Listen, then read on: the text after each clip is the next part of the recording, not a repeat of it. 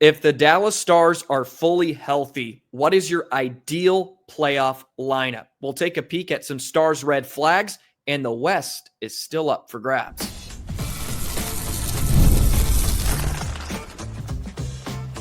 You're Locked On Stars, your daily podcast on the Dallas Stars. Part of the Locked On Podcast Network, your team every day.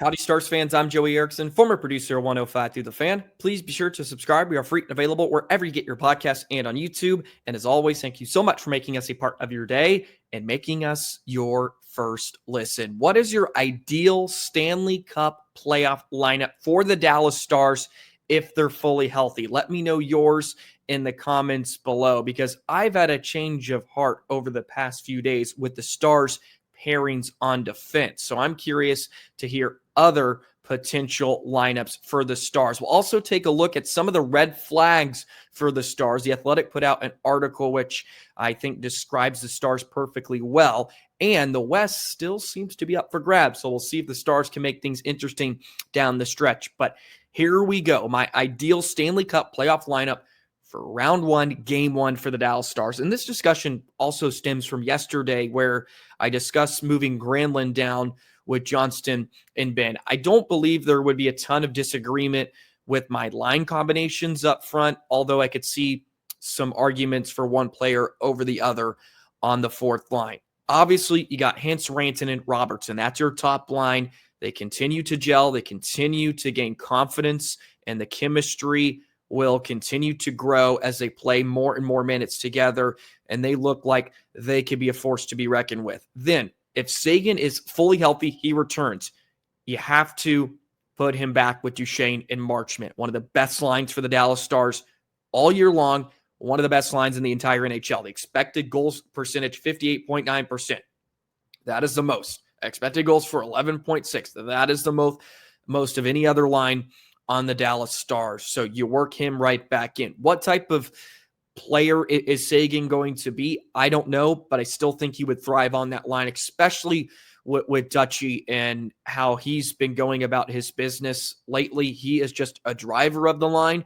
And even if Seguin is not flying right off the bat, Duchesne can help him. Marchment is continuing to find his groove once again after returning from injury. I think he had a bit of a slow start, but he's starting to be a presence like we saw earlier in the season. Now, this is where you have Granlund down with Johnston and Ben, and I think that's a real good combination of a lot of things. It gives Johnston a playmate, so to speak, another playmaker. Johnston has been driving that trio for the most part over the last month, especially offensively, and it would give Granlund an opportunity to give that line some defensive stability. They can leave a lot to be desired in their own zone, and it would give Johnston someone else he could rely on, especially when it comes to puck possession. Granlund can hold on to the puck. He makes a lot of savvy plays, especially in between the blue lines, whether it's getting pucks in deep, whether it's making that short pass to hold on to possession and get in on the forecheck.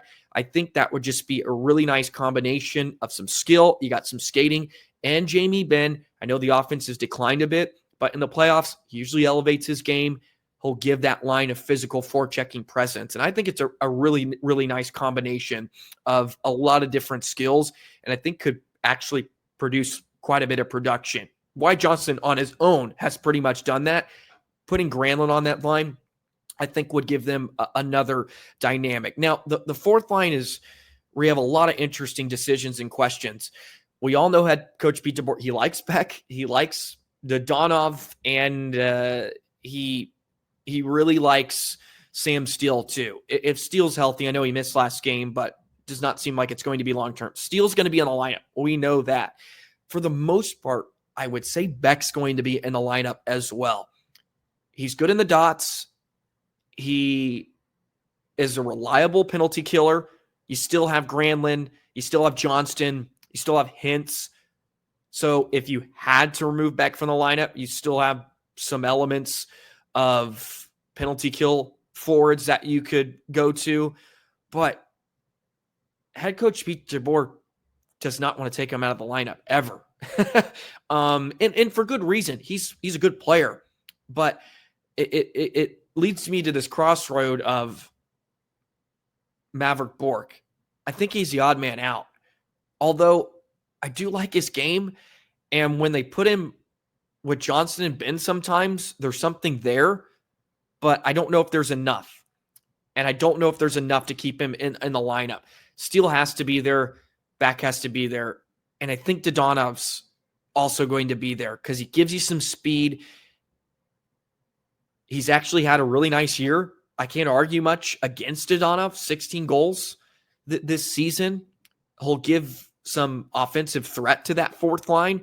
Probably a much more potent threat than Maverick Bork would be at this point. So I think Maverick Bork is going to be the odd man out, but I could see them flip-flopping wingers here and there. Maybe Blackwell gets in if you need him to chew up a game. Bork could also get in if the series is going one type of way. They think he fits more stylistically. So it's just a lot of interesting combinations. But to give you an answer, I'm going Beck, I'm going Steele, and I'm going Bork. I like Bork. I really, really do like Bork. And maybe that's the minority take on this, but I don't know. I just like Bork. And I know DeBoer really trusted Donov, and that's why I think they would go another route. But I would throw Bork in there. I think he still gives Dallas some of that sort of grinded out style, which I think could benefit him in the playoffs. He scores a lot of goals at the net front, and come playoff time, you got to score some goals like that. And I think he could give Dallas some juice. So I am really curious to see how that fourth line works out if everybody's healthy. But we have to go into this as well. There are going to be some injuries here and there. Some guys are going to miss some games. But in this vacuum that we're talking about, it's a fully healthy lineup. Okay, now the defensive pairings, because I think I've even changed my mind from a few days ago after watching, but seeing a few numbers. I would have told you a few days ago, Dumba probably comes out of the lineup, but now I'm leaning on Ceci. And I will say they're playing Ceci and Lyubushkin in roles that don't necessarily fit what they're capable of at this point in their careers. But you can look at some of the individual numbers, and some of them are astounding. Like Dumba, if you look at his last 23 games, and this is really since February 1st, sort of when Miro went down, and Dumba's been paired with Bichel for the most part. Harley, 218 scoring chances for, 206 against. Matt Dumba, second, scoring chances for, 178, scoring chances against, 159. 159. So that's a positive differential. Then you get down to Ceci, 165 for, 224 against. And he's mostly playing with Esa Lindell. And this is 5-on-5 numbers, ladies and gentlemen. He's mostly playing with Esa Lindell, the Stars' best defender. I know if you have Ceci out of the lineup, you lose a penalty killer. But if Miro comes back, he can be on the PK. And at this point, Miro's going to be healthy, so you don't mind playing him in some of those high leverage situation and him eating up some minutes because he is going to be fresh after returning from this 2-month long injury. What type of player is he going to be? Who knows? But if he's going to be the old Miro Heiskanen, you can allow him to chew up some of those minutes. So you're not as worried about having Ceci out of the lineup. And you can still have Lindell paired with Dumba if you want. I think you keep Lindell with Miro when he returns, fully healthy. I would have Miro and Lindell together. I think that's your shutdown pairing. Harley and Lyubushkin. Because the right side's pretty weak, Harley stays with Lyubushkin. They played a lot of minutes together. Again, I don't think Lyubushkin thrives in a top 4 role, but you don't have a lot of options. And Harley can counteract some of his problems. And we talked with Gavin Spittle the other day, and he talked about splitting up Miro and Harley because you give each pairing a puck-moving defenseman. And I think that really rings true. And looking at some of the numbers, the change of heart on Ceci and Dumba, that dilemma, because I think Dumba actually played pretty decent. You look at the possession numbers at 5-on-5, Dumba 52%, Bischel I'm above 50. Like that's not terrible. And I know they're not playing in the most high leverage situations, high moments against the best forwards night in and night out, but you're not going to be asking them to do that a ton, even in the Stanley Cup playoffs. Like they're going to get third line or third pairing minutes. So I think they could have a successful role. And you could always still load up Harley and Heiskanen if you want it, right? If you need a goal, if you're down by 2 heading into a period, you could load them up if you need some offense.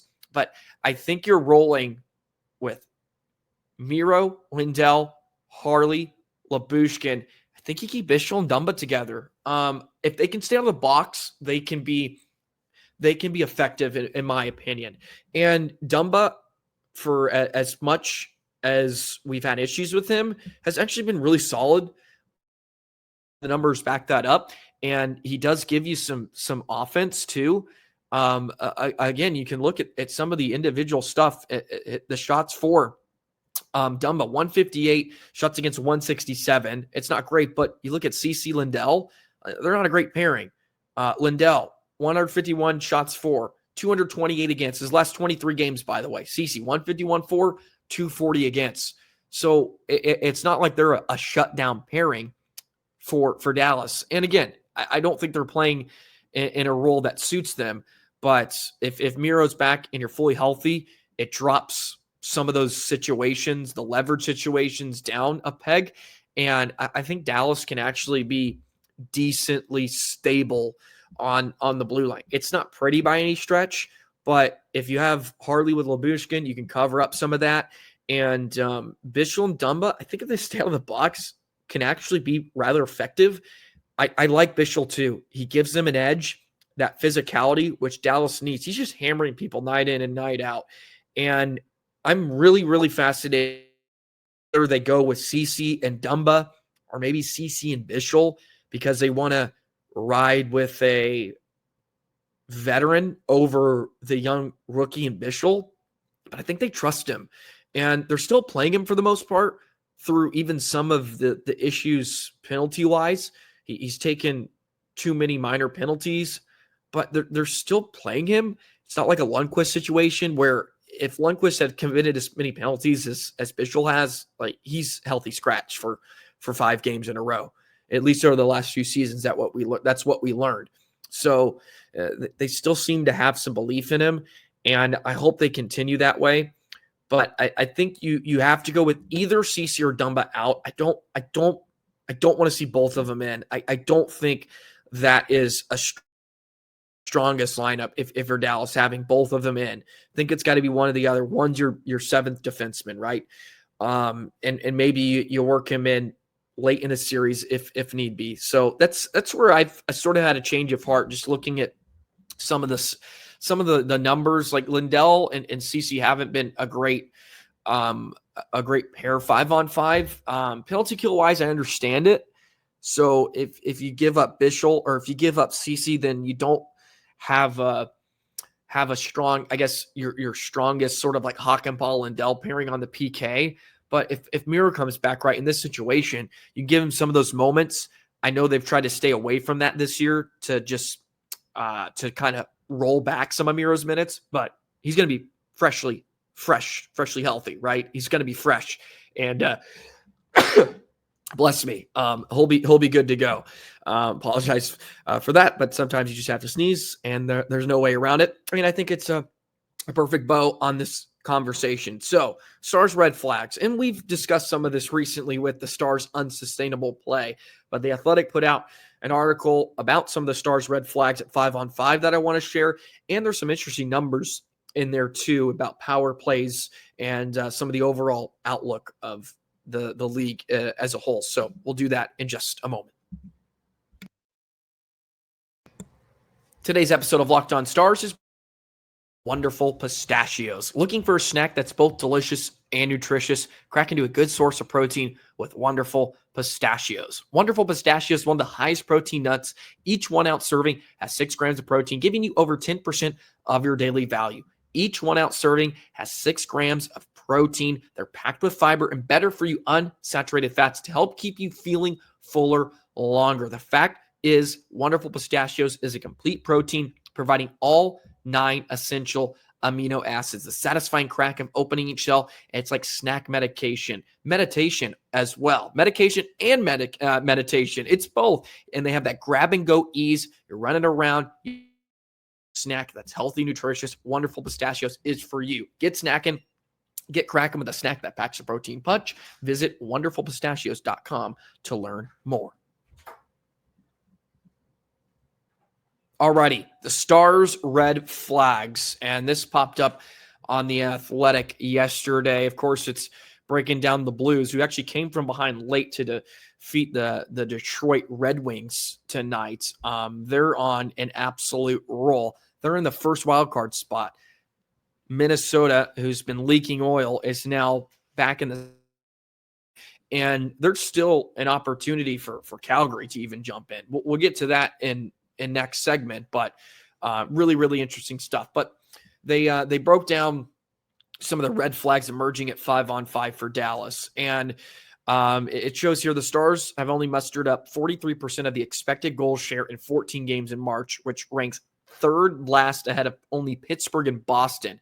Defense has a lot to do with it. The Stars' 5-on-5 offense was nothing special, but their expected goals against ranked dead last in the league this month. So that's not bad. Luckily for Dallas, it records its record didn't reflect that, of course. Stars went 10-2-2, won 22 of the possible 28 points. It says here the Stars still had a 31-23 scoring advantage, or scoring edge at 5-on-5, and of course the hot power play and the amazing goaltending out with that. But it says here the right side of the blue line, we just touched on this, is a glaring weakness. Even if it didn't burn the team in the standings last month, Ceci has been over-leveraged against top competition. Ilya Lyubushkin also looks overtasked at top 4, and that's where we sort of had the discussion.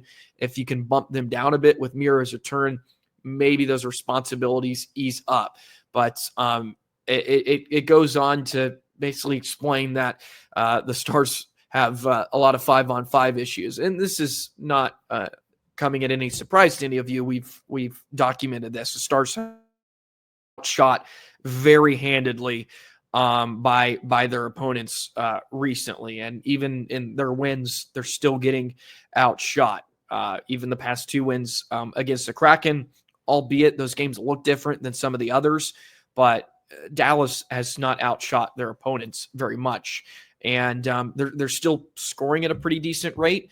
It would be scary if the Stars are not finding the back of the net, because it could have been really, really ugly in the month of March. And I've dived into this theory too, where maybe it just gives them a lot of belief and sense of belief that they can turn things around, because even playing some of their worst hockey, especially at this point in the year, early on in the first 25 games, there was some concerns. There was a lot of negatives, but you can sort of expect that when you're kicking off a new year, you got some new bodies in, you're trying to figure out some things. And it didn't help that you had an injury almost every other week. There was always something kind of being thrown into. You have, for the most part, a full lineup outside of Seguin and Heiskanen. And of course, those are very impactful players, especially number 4. But Seguin was a point per game player once he went down. So he's had a lot to do with the Stars' success, especially the line of Duchesne and Marchment and Seguin. So it definitely turned some heads at this point in the year. And Pete DeBoer's not thrilled, right? Almost every post-game press conference, he's not just praising what Dallas is doing. Fortunately for Dallas, and at the end of the day, is probably more important than anything, whether the Stars are humming offensively, they need elite goaltending. And they're getting it from both netminders right now. More importantly, Jake Ottinger, because if healthy, Jake's starting every single Stanley Cup playoff game for the most part, in my opinion. He's starting every single one. And he has been locked in and Casey DeSmith has been locked in as well. So if you needed him, you think you can win a game. But they if Dallas is going to seize up offensively again, like they've done over the past few years, or their power play goes dry, well, they're going to need some high-level goaltending. And for the most part, they're getting it right now. But how long can you rely on that with the amount of good looks you're giving up? That's the real question, because Dallas is still giving up a lot of juicy grade A chances to their opponents. And I think at some point the floodgates may open. You can only rely on your goaltending so much, but sometimes that's what allows teams to just get through playoff series and get through games, is when you have an equalizer like a Bobrovsky and others, right? Because if you're struggling, they can stand on their head and keep you in a game until you find your rhythm and find your game. And the Dallas offense, I think, is too good to still be stuck in a rut at some point. I think they're going to figure it out, and they're going to be able to take it to teams, and figures itself out. And the defense can be a skosh better. Hopefully, when Miro returns, right, can be a lot better, actually, not just a skosh. Like, there's going to be a real good combination of dynamics, personnel that Dallas has, and I think they'll give any team a lot of fits in the Western Conference. But they have to figure out the offense side of things. They cannot just continue to be swarm and take on a lot of water, because once they get to postseason, they're going to get buried by teams, because they can actually make Dallas pay. And it's not like the Stars have teams of late, but really the only, Edmonton, a fully healthy Edmonton team, not the Edmonton team they played a week ago, but Edmonton, Winnipeg, and Colorado showed you your weaknesses will come to haunt you if you don't turn things around. So speaking of that, the West still seems to be kind of up for grabs. And I've said pretty consistently that I don't think Dallas catches Winnipeg by any chance, but maybe after tonight, it gets a little bit closer. And I hate to even jinx it at this point in time, but could Dallas win the Central? Maybe win the West? Moment. Today's episode of Locked On Stars is brought to you by Monarch Money. Ever check your bank account and wonder, where did all my money go? Between dining, out, online shopping, entertainment, it's easy to lose track. That's where Monarch Money comes in, your personal CFO, giving you full visibility and control over your finances. Monarch Money isn't just a budgeting app, it's a complete financial command center. You can track all your accounts, investments, spending in one place, so you stop just managing your money, you start building wealth. You realize just how much you're spending on food delivery. You can budget smarter, save more with Monarch Money when you get that all-in-one convenience. Instead of juggling multiple apps, you can use Monarch to check your finances, track spending, even plan money with your partners, also smoother than ever. You can track shared and personal accounts, set goals, stay on the same page without the stress. That is what Monarch Money's about, not stressing about your finances. Take control of your finances with Monarch Money. Use code LOCKEDONNHL at monarchmoney.com for 50% off your first year. That's monarchmoney.com, code LOCKEDONNHL for half off your first year. So we're not going to spend a ton of time on this segment, but it is still within striking distance for the Stars to possibly win the Central and win the West down the stretch. Before the schedule remaining for the Stars isn't that difficult. They have a lot of winnable games on paper. You got Pittsburgh, you got Nashville, you got Minnesota, you got Vancouver, you got Winnipeg again, which could play a huge role in this, and Utah, Detroit, and Nashville to close out the year. Those are a lot of winnable games against teams that aren't in the playoffs. And as we're currently recording this, it's 3-1 LA at the end of the second period for the Jets. So if this holds, Dallas will be within 4 points with a game in hand. And my goodness, if there's any time to maybe win the West, it's this year, because you could draw Minnesota or a Calgary team, because St. Louis has jumped the Wild now. and are hot as can be. If you can get Minnesota in the first round, that would be awesome, because you'd rather play them than Colorado, right? And y'all know I do not have a ton of confidence in Dallas against the Avs right now, especially without Miro. I don't see it, and I hate to be that way. And maybe I should be more positive, but I don't have. I'm not bullish on the Stars, to say the least.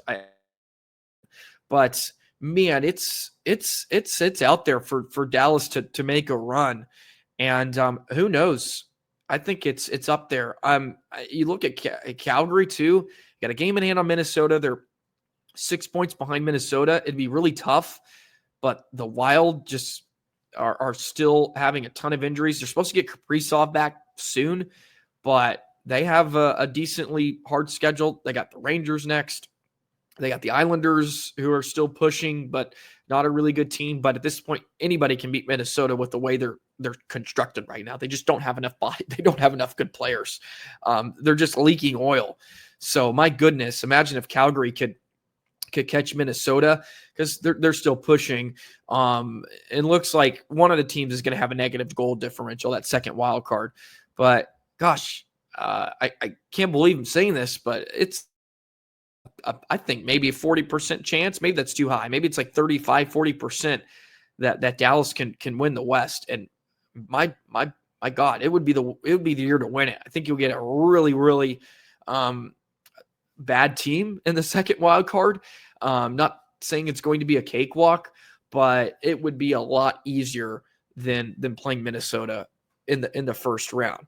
So I have to believe Dallas can make it interesting. And maybe it comes down to who wins that final meeting between the Jets and Stars. If Dallas can win that, that will give them an opportunity to jump them at some point. Maybe it comes in that game, which would be remarkable. And a bit of a playoff mentality, playoff style preview, I guess, with the actual playoffs about a month and a week away from that point. So yeah, the West still seems to be up there, and probably no way they catch them. I think Winnipeg would have to collapse, but they wouldn't even have to really collapse for Dallas to catch them. They just need to be average, and if Dallas continues to win at the rate they are, they can close that window in a hurry. So that would be pretty remarkable. Man, I would want them to win it. Again, I would rather take on a Minnesota or even a St. Louis team. I know they're hot as heck. I'd rather take on them than Colorado, because that Avs team is going to be a handful. And they're rocking and rolling since a trade deadline and the Four Nations break. So with Winnipeg behind tonight, I was like, wow, Stars could be in quite a race here down the stretch. So it'll be fascinating to watch as the season winds down. And that's going to wind down today's episode of Locked On Stars on this Wednesday edition. I appreciate all love and support as always. Be sure to subscribe, hit that notification bell, never miss an episode of Locked On Stars. Always a pleasure to be with you, Stars fans. We'll be back tomorrow. Stars versus Nashville. Man, the Preds stink this season. So hopefully Dallas can put the beat down on Nashville on home ice as they return home from their road trip and start building on some positives. They had some good things happen over the weekend in Seattle. Let's continue to build on that. Have a great day, Stars fans, and we'll see you tomorrow. So long.